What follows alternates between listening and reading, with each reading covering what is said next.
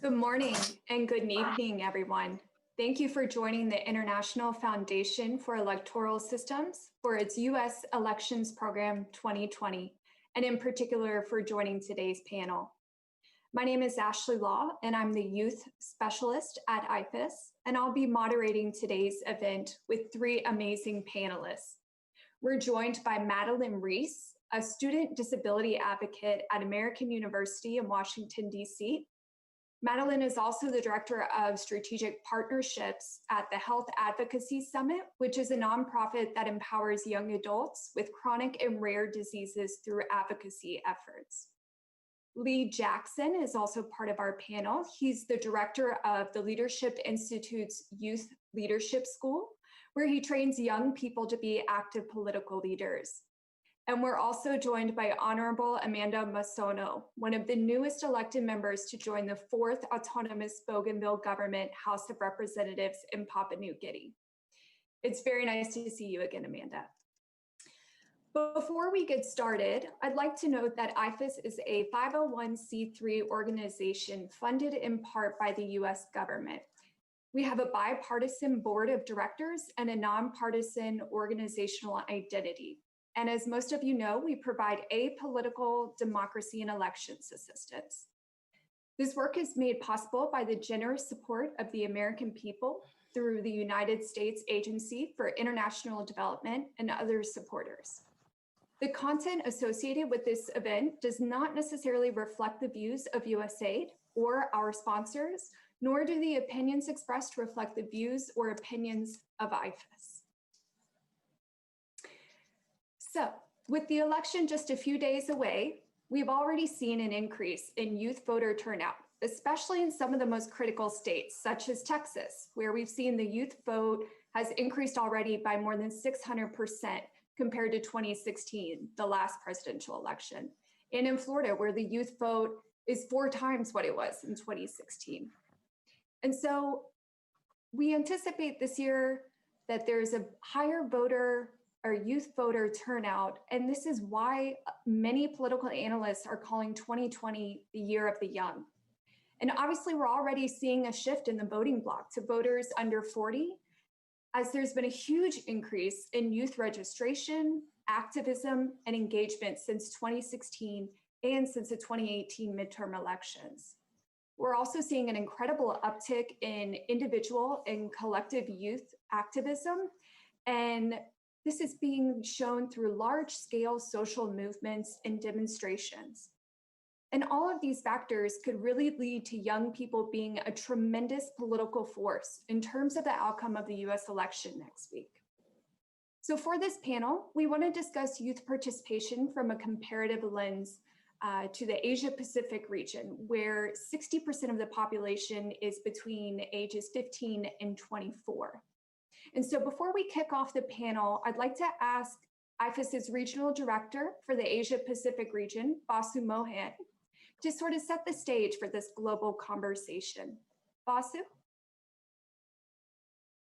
Thank you, Ashley.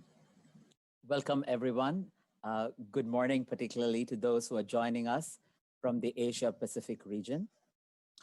From Afghanistan in the West to Fiji in the Pacific, IFES works with institutions and people who strive to strengthen democracy in their societies.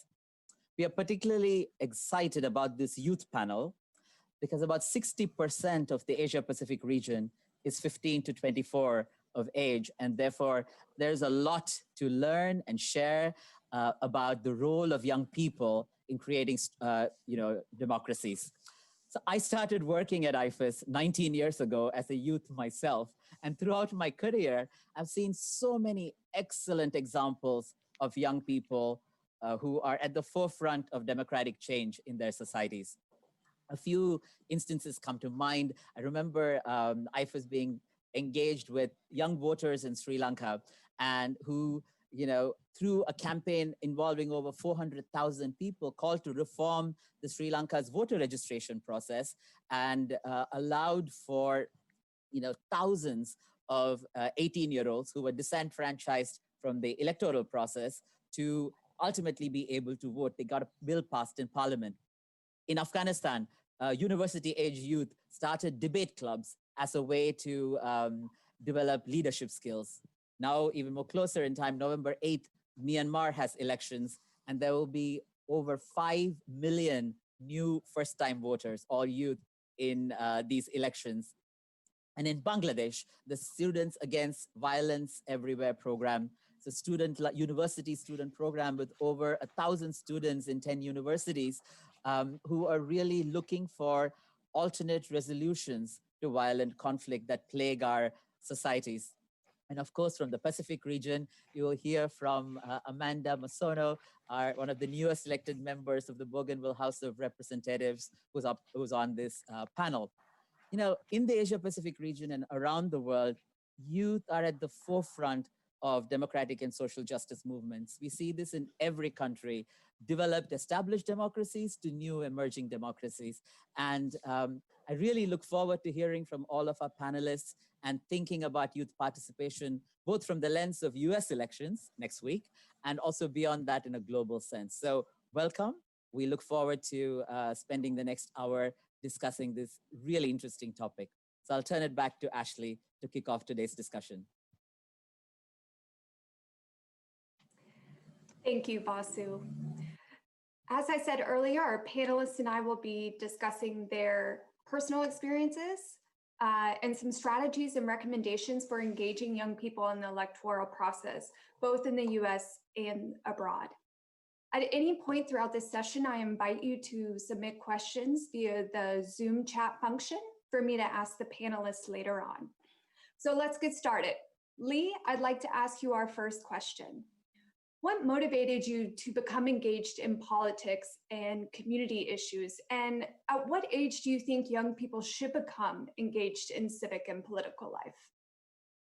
That's a great question, Ashley, and thank you for having me this evening. For me, I started just with different clubs and organizations when I was in middle school and high school.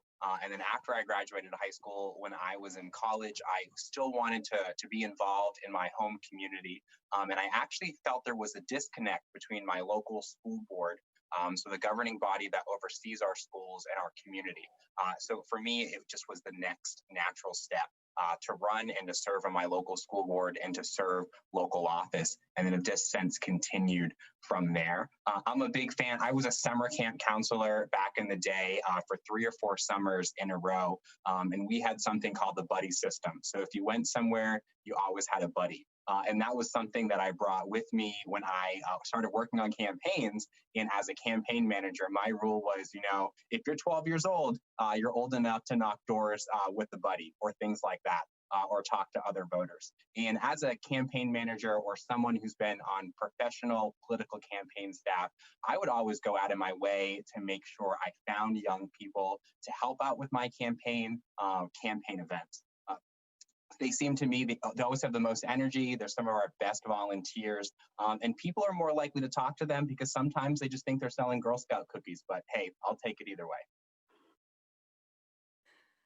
That's great, Lee. Thank you. I was also a summer camp counselor, so I appreciate that. Madelaine, what do you think? Is there a time that's too early or an age that you think is more opportune to sort of pave the way for more lifelong political participation habits within young people? Yeah, to be perfectly honest, I started very young. I started knocking doors when I was about 2 years old for the local Democratic Party in my town. My mom got me involved. I guess it was the only way to get me to take a nap afterwards. So I got involved really early. I loved being involved in local politics. Though I didn't do it as much in high school, I decided to study it instead. I think the best time to really get involved, though, was when I was 16. I'm looking at what I want to do with my future, and I've always had this love for politics, and I'm looking at colleges, and it was a very instrumental time for me to make that leap into politics, and so I got very heavily involved. But I think for me, what became really life-changing was I'm very into like an issue-based politics. So when my own health became the issues that I was fighting for, that really is when political engagement became center stage for me. Thanks, Madeleine. I think, this is what I think we're seeing right now with a lot of young people is issue-based politics. So that makes, a lot of good sense. Amanda, we talked in Tuesday's panel with another group of panelists about the issue of lowering the voting age. And so I wonder what's your take on, the need to lower the voting age as a sort of mechanism to increase youth participation. What are your thoughts about that?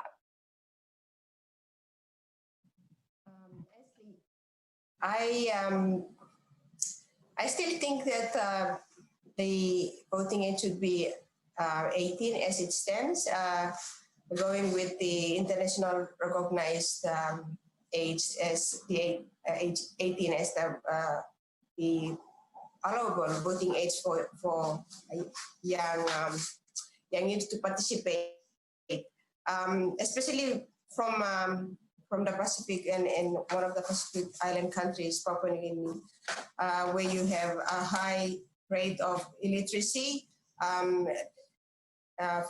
for young, not only young youths, but for all the population as a whole. So it would mean you have people who young youths who are not really versed with the government who would be voting, and that would be having people who are not youths that are not well informed to vote in issues of government and democracy as a whole. Thank you. Thanks, Amanda. Yeah, I think, sometimes youth participation, like Madeleine said, is, based on community issues, right? That motivate young people to engage. And so, as Vasu mentioned as well, in the US and across the globe, we've seen a huge rise in youth-led social movements that highlight a variety of important issues to young people. Some of these issues include aspects of human rights, climate change, for example, which seem to be shared priorities across party lines. Lee, have you noticed other interest areas driving youth-led movements, and do you think these advocacy efforts really impact politics? Definitely, for sure. I will say, when we just look at American history throughout, any sort of drastic and much needed social change, if it didn't start on a college campus, it definitely, the backbone of it at a time was on a college campus or somewhere near there. And I definitely think for this generation, or definitely between the Zoomers and the millennials, we are seeing an increase of them saying enough is enough and demanding a change or changes for issues that are really important to them. I myself was at multiple protests this summer, and I think just with so many activities and everything going on, in a sense, it's kind of always in your face. And that is naturally led to people being hyper aware of the issues and hyper aware of how important this upcoming election is. And if you're willing to go march for a couple hours or to organize voter registration drives and things like that, people are definitely willing to take the time it needs to go check off a box and vote. Yeah, Lee, I totally agree with you, and you mentioned campus politics. And so, Madeleine, I'd like to turn it over to you as a student activist yourself. Have you noticed any specific strategies to engage young people that seem to have more of an impact than others? And in particular, for marginalized groups, such as young people with disabilities or young women? I just think making those issues known, what I was able to do in undergrad by creating events around the issues I'm trying to focus on, and creating events that are more educational about those issues rather than trying to drive them in to join me. It was more based on educating them about that issue. I held a movie night where we talked about disability in Hollywood. I had trainings around how to get accommodations in college, and it was a great way to bring people into the disabilities rights movement on campus and for young people. And I find that strategy still works with a lot of other organizations that I've been connected with. It's definitely gotten very more interesting now that I'm in graduate school and in Washington, D.C., and I'm on one of the most politically engaged campuses in the country. So I've definitely learned other strategies and how to use the school newspaper, how to use the faculty and professors, and how to also coalition build with other groups on campus in order to build a stronger movement. Yeah, those are some great strategies, Madelaine, that you mentioned. You know, drawing in some allies and coalition building is always a great tactic.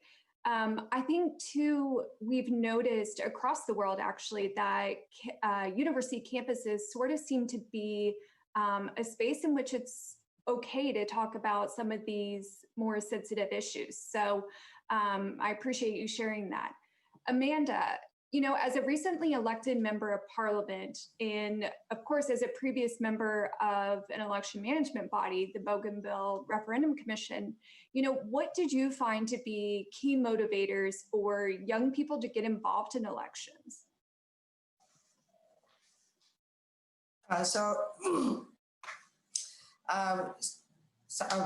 From experience, since I worked with the Bougainville Referendum Commission, some of the key motivators for getting young people to be involved in elections is basically allowing them to take part in the electoral process itself, having them to be engaged as temporary electoral workers in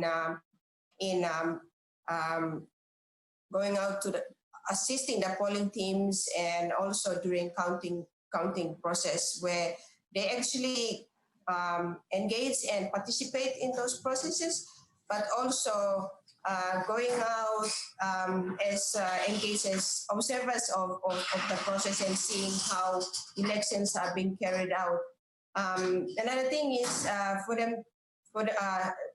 another key motivating factor would be to also involve them in civic education, where they are informed, because I believe that a well-informed population or youth population makes a key difference in them valuing the elections, and also the issues that the country and the world is faced with, that are central key, or that become key issues are important to every individual youth. So also in region like Bougainville, where I'm from, having when the electoral body and the government recognizes the participation of youth in the elections, and having providing for an environment which is free and conducive for youth to participate and also vote in the referendum and in other elections, makes a whole lot difference in encouraging youth to participate in any issues of the government and also the elections. Great, thank you, Amanda. You know, you mentioned poll workers, and I'd like to sort of tease that out a bit more. You know, in the US, we're seeing a lot of young people come out and work at polling locations. And so I'm wondering, Amanda, did you happen to see an increase in younger Bougainvilleans coming out to support as poll workers on election day?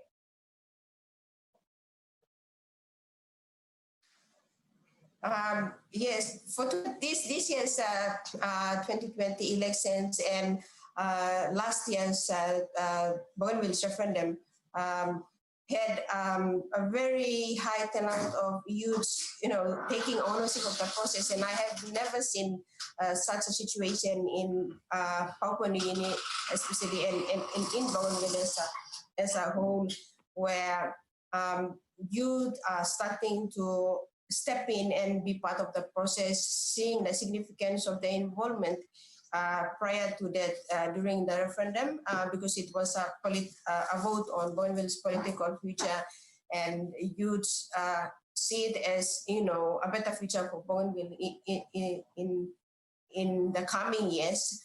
And also for this year, 2020, because of the transition period that Owenville is going through, and youth seeing better access to education, better access to job opportunities.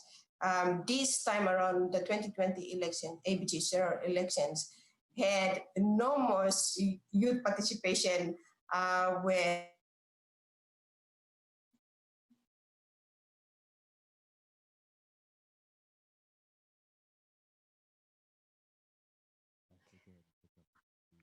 It seems we might have lost audio for Amanda in Bougainville.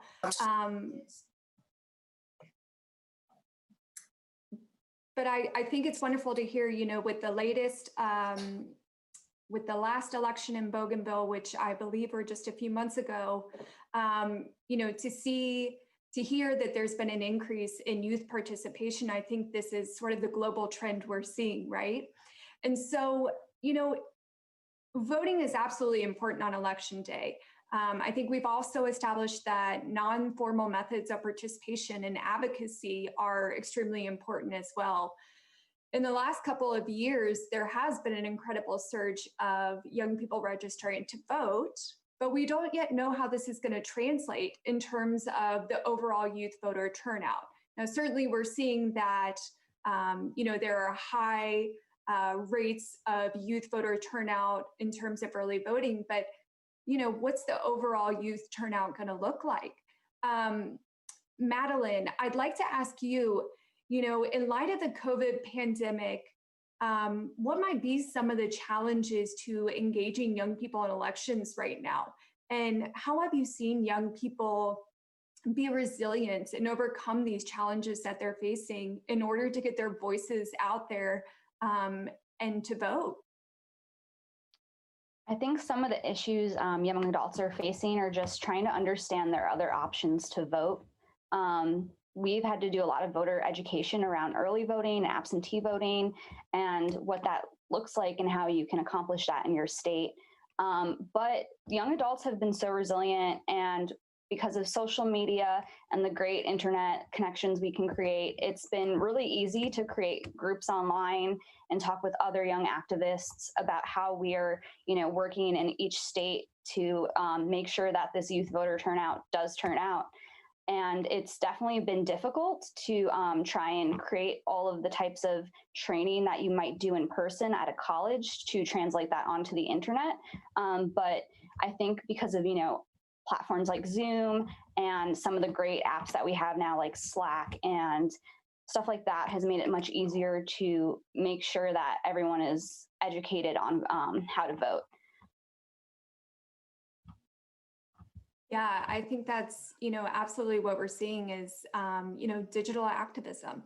You know, Lee, I wonder from your perspective, you know, from the training perspective, have you seen sort of an uptick in digital or SMS voter registration drives or other online mechanisms to sort of get out the vote this year? Oh, for sure. And I would say it started long before get out the vote. So my full-time job, my day job, every single day, I wake up and figure out how do I train more young conservative activists to be involved in the public policy process. And we focus on something called political technology. And those are all the tools and the tricks that you need as a cause or a campaign to be successful.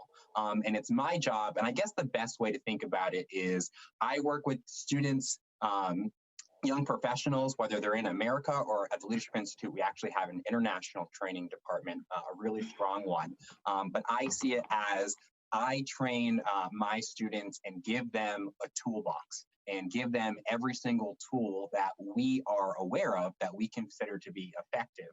And every campaign is different and every election year is different. So I always tell my students, well, it's your job to go into your toolbox and figure out which tools are the best for the situation that you're facing. Usually I talk about time constraints and budget constraints, but this year I'm talking about really COVID. So it's been less of maybe door knocking in communities and tabling on campus, but maybe there's a lot more this year. We're seeing a lot of peer-to-peer text messaging. That's something that I've been teaching quite a bit, that I know a lot of groups in America are doing, or sometimes maybe we even get everybody on a Zoom call and we watch a movie while we all make calls for our favorite candidate. So COVID has definitely forced some new innovation and required a lot of campaigns and a lot of people who teach political technology to re-examine the tools that are in our toolbox. But for me, I think it's an opportunity to grow our personal skills and strength and really question that we're making the right decisions and we're here for the right reasons. Yeah, that's great, Lee. And I feel silly. I haven't heard this before, political technology, but obviously that's what it is in this sense. But I would be remiss if I didn't sort of bring up the digital divide, right? So Madelaine, maybe I'll come back to you. Some of these online and social media platforms are not always accessible to all users. And so I wonder, what are some of the other tactics that maybe don't rely so much on the internet, or what are some ways to make these online tools more accessible? So sometimes we actually try to do conference calls because social media might not be accessible to most people with visual impairments, the blind, or any other disability that might make processing hard. So we do a lot of conference calls. We also, as old school as it sounds, at least within the disability community, sometimes we still do mailers and things like that.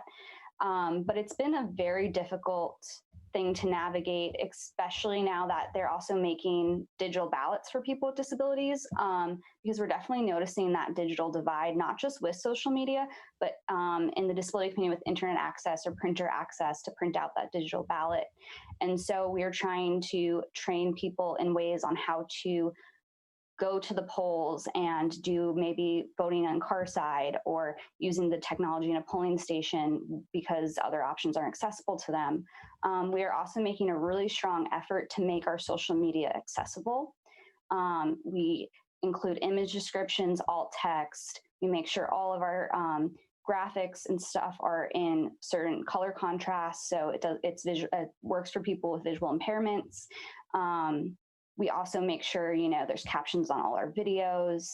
And we just kind of hope that that information get out there. We do find that though not everyone might not have internet access, we're finding that a lot of people do have at least access to a smartphone.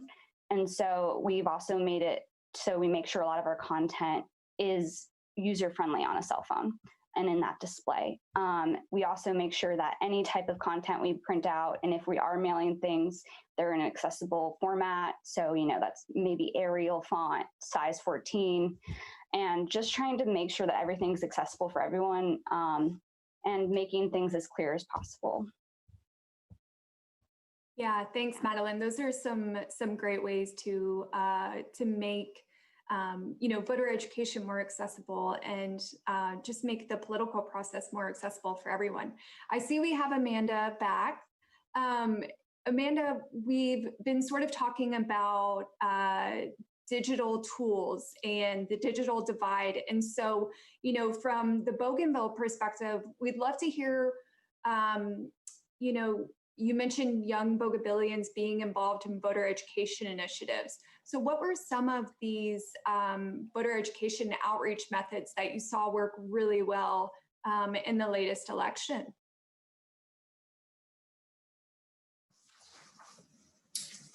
Some of the voter education methods would be, coming from still establishing democracy as compared to a well-developed, established democracy in other parts of the countries. We have, online methods of voter education still really at a low stage, very low stage here in No, but I would be remiss if I didn't.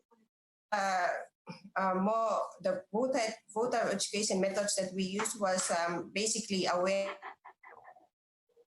used by polling officials, not polling officials, but electoral officials to conduct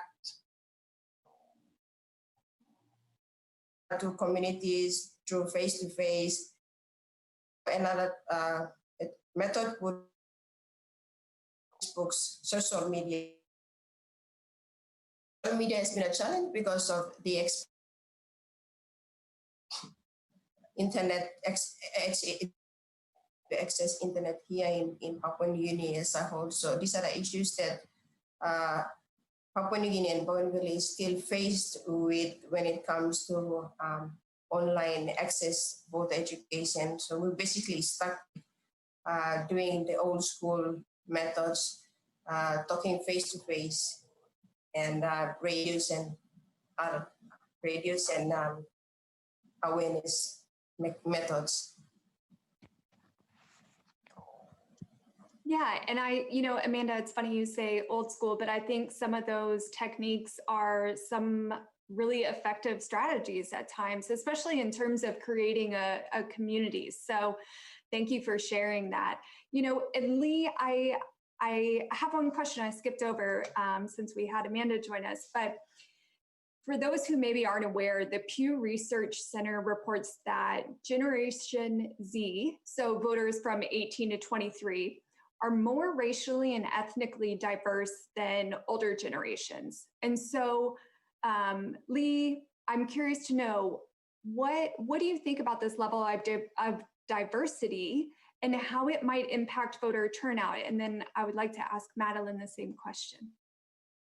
That's a really great question. To be honest with you, I know it's going to have an impact. I think it's safe to say it's going to have an impact, but I don't know what that turnout is going to be just yet.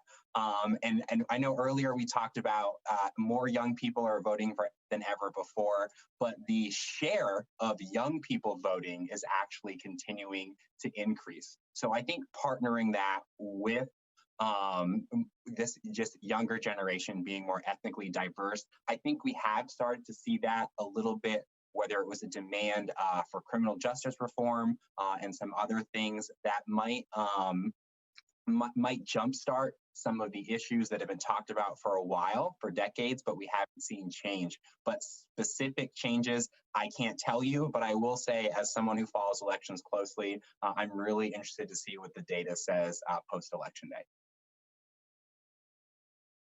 Yeah, me too, Lee. Madelaine, same question. How do you think the level of diversity of Generation Z voters this year is going to impact the outcome of the election?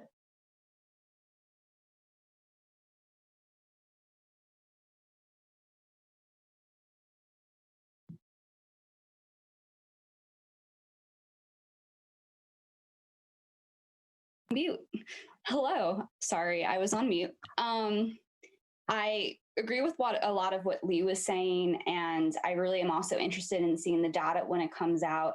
At least from a disability voter perspective, we're really excited to kind of see how our youth engagement turns out, especially now that we know that like 20% of young adults in colleges have a disability. And so I think because people are so much more comfortable with their identities and understand how those identities translate into policy issues nowadays, it's definitely going to be interesting. And I think it's going to be very insightful to see how we turn out as a generation. Yeah, I mean, next week is going to be very exciting. Thinking about the sort of global perspective of this conversation, I know we have quite a few folks in the Pacific Island region who are in our audience today, and I want to sort of talk about, are there any good practices or lessons learned as it pertains to youth participation in political life that you have found particularly impactful that you would like to highlight with not only election administrators that we have in the audience, but also other young leaders, leaders of civil society organizations or youth groups? And Amanda, I'll start with you. What, if any, what sort of good example or lesson learned or piece of advice would you offer to young leaders in the audience today?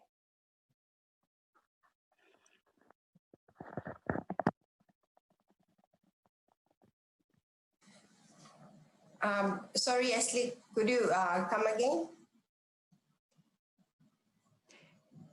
Yeah, so Amanda, I was just asking, if there are any good practices, good examples, lessons learned that you would want to convey to other young leaders who are in the audience or other election administrators in the audience.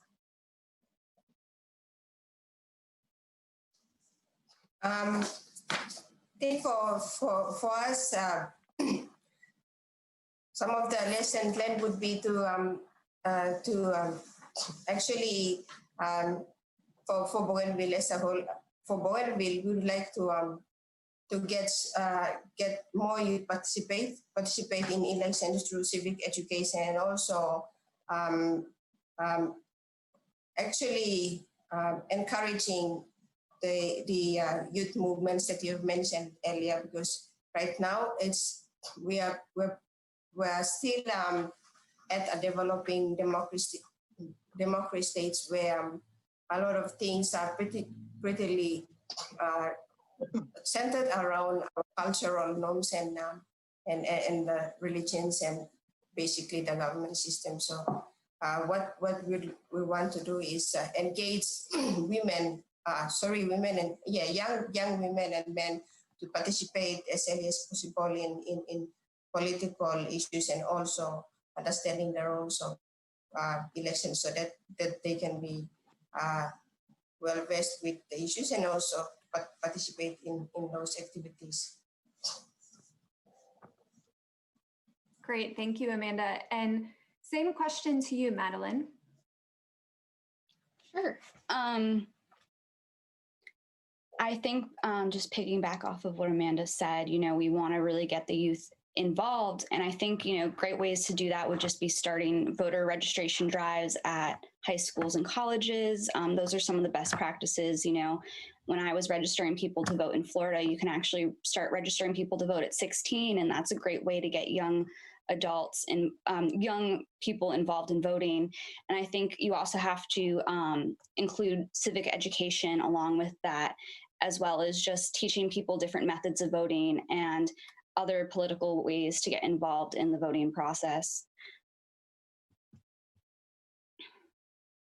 Great, thanks, Madelaine. And Lee? Sure. So I think for me, my job at the Leadership Institute is I teach a 2-day, 30-hour class that answers this question. So I'm going to do the best that I can to boil it down. If you're in an outside organization trying to reach young people, we have this saying, if you want to hunt ducks, you got to go where the ducks are. So if you want to reach young people, you have to go where young people are. And usually that's on a college campus. Lately, it's been digitally. So if you're an outside organization and you want to hunt ducks, you got to go where the ducks are. If you are a young leader listening now, I'm going to give you kind of 2 tips of advice that I try to share with all of my students. The first one is, you owe it to your philosophy to learn how to win. Being right in the sense of being correct on an issue is not enough to win. So you owe it to yourself to learn these skills and the political technology that I talked about earlier to make sure your side can keep advancing, can keep going forward. The second thing that I want to mention that we talk about quite a bit in the Leadership Institute is to always be growing and building your organization. I talk about getting as many people involved. We teach at LI, give them a title and get them involved. Titles are free, give them something to do, and always be growing your organization. Because if you're not growing as an organization, you're dying as an organization. And success over time, whether it's this election, 5 elections down the road, 10 elections down the road, the side that has a larger, well-trained organization is going to be the side that wins. Thanks, Lee. Those are some great tips, and I appreciate you condensing what sounds like a lot into just sort of 1-2 minutes. So these are, all of our pre-prepared questions, and I appreciate you all sharing your experiences and insights. And we have received some very great questions from the audience. So I'd like to jump into those now. One of them is around political representation of young people. And, I think we can all agree that formally political youth representation is quite low across the world, right? So it's, 2% of young people are members of parliament globally. What sort of strategies or what might be some words of motivation to encourage young people to, to stand for election and run for elections and become members of parliament? Amanda, maybe we'll start with you on this one. You spoke a little bit about sort of what motivated you to become, to run for member of parliament, but for the Bougainville House of Representatives, maybe you could expand a bit on that and how in other countries we might be able to encourage young people to participate in the formal process this way.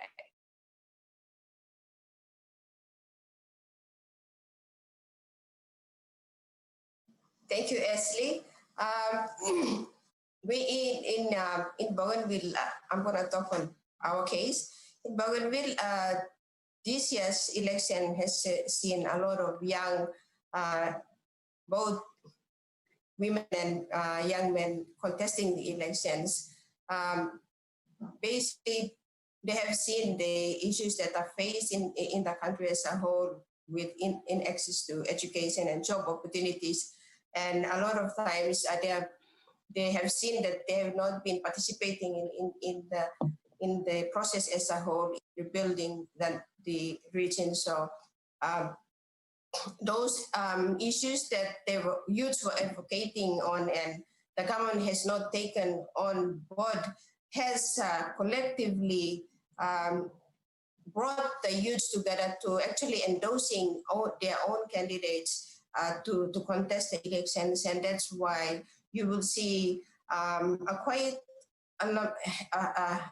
handful of people in Bougainville, the Bougainville House of Representatives who are young because of the fact that youth want to participate in the decision-making process, and they have supported those candidates to ensure that their voice are heard in Parliament. So that is what I've seen, and I believe it's quite effective if other countries in the Pacific can also share the same. If they share the same view, is to partake in the political systems and support young generational leaders coming forward to contest the elections and having their voice heard in Parliament.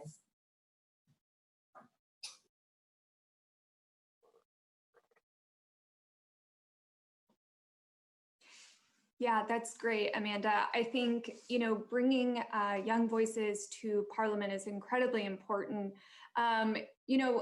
Lee, what are your thoughts about this in terms of the US? How might we, motivate and encourage young people to run for office here? Yeah, this is something that I've been thinking about quite a bit. And I was a young candidate myself. When I won my local election, I was 19 years old, and it wasn't easy. And this is something I think as America we could do better at. And it's actually something I'm really proud to see that we are having more women. To my understanding, more women are running for office this year in America than ever before, which I think is absolutely fantastic. I was raised by a single mom. I promise you, if Congress was full of women like my mom, a lot more would get done. They wouldn't even need to be in session year round. But just thinking about some of the barriers that are for young people. And I think it's important we acknowledge these barriers, and then we can kind of think about some ways to work around them. But thinking about, running for office usually takes up a lot of time, and everybody but you, the candidate, gets paid. So there's definitely a financial hurdle. There's a time hurdle. Usually young people are less connected in their community, as in a sense, whether it's financially trying to solicit donations, or just well-connected and know the right people. But what I do want to say is, as important as it is to vote, and I would always encourage people to run for office, there are definitely more ways to get involved. It doesn't end on election day, and it doesn't end if you're not a member. I contact my local elected officials all of the time. They know who I am. They know who what's important to me, and they know that I vote. And another way too is, if you don't want to run, you can serve on staff. If we were to walk through the halls of the United States Congress, most of these congressional offices would be run by people who are in their mid-20s, early to mid-20s. So yeah, it might not be their name on the ballot, and they might not be the one in the news, but they're still involved every day in the public policy process. So I think, if a touchdown is getting more young people elected to local office, I'm all for that. But I don't think we should rule out the field goal of just getting more people involved in the public policy process. And I think back to what you said earlier, Ashley, with just more young people voting and young people being a larger share of the electorate is a really great place to start. Yeah, I absolutely agree. I'm glad you brought up barriers, because absolutely, I don't think we can talk about strategies without sort of acknowledging these barriers that do exist. And thinking about one of the other barriers being political apathy and disillusionment and a lack of trust in the political process and political leaders. And so, this is going to be a tough question, but how might we do some relationship building with these political actors and young people to help build that trust and those relationships that would empower young people and motivate them to participate more in the electoral process? And Madelaine, maybe I'll oh. No, that's just fine. That's just fine. That works for me. Yeah. Sure. I think some great ways to do not just voting, but, elected leaders love to, Lee was talking about how he contacts his officials all the time. I do too. Building those relationships, are very important. I think a lot of young people don't realize how important it is to create advocacy campaigns and things like that, where you're targeting your local officials, where you're targeting your senators. And it actually is very easy to, get a meeting with them. So you can actually sit down and talk with one of their, staffers and really have a one-on-one conversation about the issues that are important to you. And then you can take that and translate it on campus and create a bigger movement around that. And I think what is really important and what we're seeing with a lot of some of these youth movements is how we are using that process and, engaging with our elected officials. But I think, trust really needs to be built by them listening to the younger generation as well. We have a lot of great thoughts. We are now, as we've talked about, a large majority of the electorate, and these politicians can no longer afford to not listen to us. And it is really a great time to be a young person in America, because our voices, I think, are more powerful than ever. We just have to figure out how to hone that and, make it loud and big and push them to want to work with us. Yeah, Madelaine, those are great points. And Lee, we'll go back to you, because I know you're eager to touch on this again. No, I was just afraid you were waiting for me. I think there's kind of different schools of thought. Part of it is, when I got involved locally, there were a lot of people who were just really happy to see a young person involved, for sure. So I feel there was a lot of support, and I had done quite a bit in my community. So I will say, if you're a young person and you want to run for office, usually that's not where it starts. It starts 2 to 5 years before that, when you're already involved in your community, you know a little bit about it.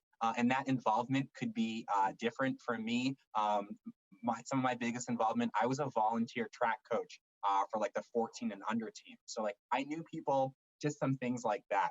So I'd say there's one school of thought, but also don't be afraid to not to wait your turn. especially that's something I can give advice to young people. And I think that seeing, especially in congressional primaries or just primaries around the country, just different elections, people, they want to get involved and they are done waiting their turn for the person who's been in that office for 10 or 20 years or longer just to retire. And that age-old saying, if you want to make an omelet, sometimes you got to crack a few eggs. So don't be afraid to do that. It doesn't always work out, but hey, that's okay. At least we learned a few things. But those are really two things that I've done. But also building trust. I think, one of the social media is a double-edged sword. Where there's just a lot of disinformation, whether it's through social media or just not people knowing in general. I have seen that lack of knowledge usually puts fear, whether it's into an institution, whether it's, I don't really know how to vote, so I don't want to do it, or where it's just about like the government and how it's set up as a whole. So one of my ways is to really build trust is to showing up, but also learning about what's going on, because sometimes things do make more sense when you learn about the background.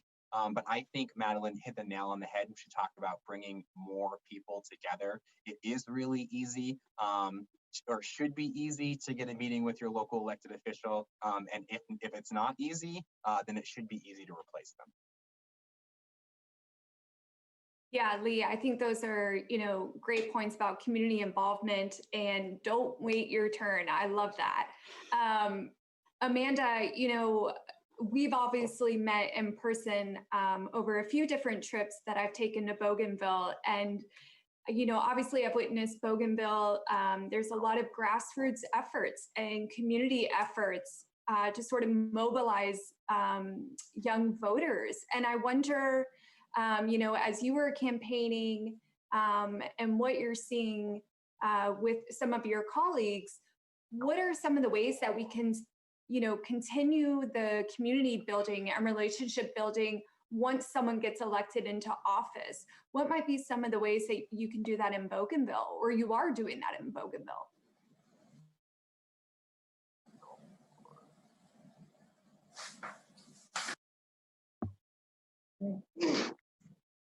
Yeah, thank you, Ashley. I don't know if you can hear me, but one of the important tool and the key to building confidence on for the people to support you, having a good relationship with the community and people in the government system, and also politicians, where you start to build trust and confidence in you. When because I already had connections community through my previous role. So the politicians that were in government at the time, when I went out for campaign, although I had funding with on the people that I know that were also contesting, that meant that I had to work with politicians, I had to work with not in the seat that I was the open seats at the open seats, where because of the experience and the work that I did previously, they kind of trusted me and knew my potential, that they all went and supported me in ensuring that I got the seat. And I believe relationship with the community, especially your voters, goes a long way to you being elected into parliament. Yeah, absolutely. Amanda, you touched on another important aspect, I think, that I'd like to sort of expand upon.